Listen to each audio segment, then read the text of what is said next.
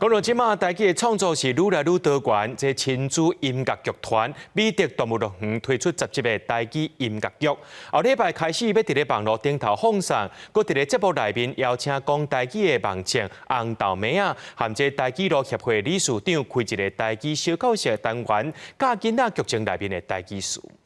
哆来咪西来哆，哆瑞咪西来哆。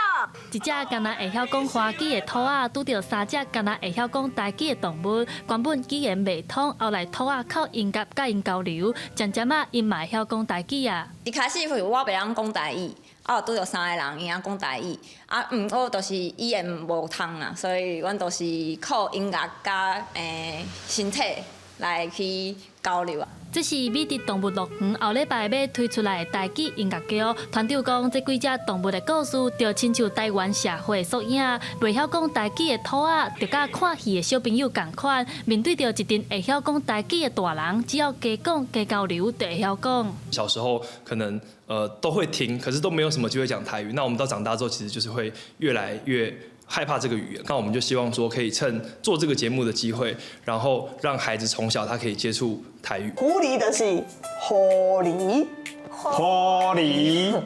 这届台剧音乐剧嘛特别邀请台湾网青红豆妹啊，加上台剧路协会理事长做伙开一个台剧小教室，伫咧音乐剧结束，因会小解剧情的台剧词。